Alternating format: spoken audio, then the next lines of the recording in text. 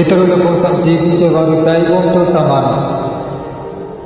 అలాంటి వారి జీవితాలే ప్రమాదంలో పడితే ఆ దైవమే వచ్చి కాపాడాల్సిన పని లేదు.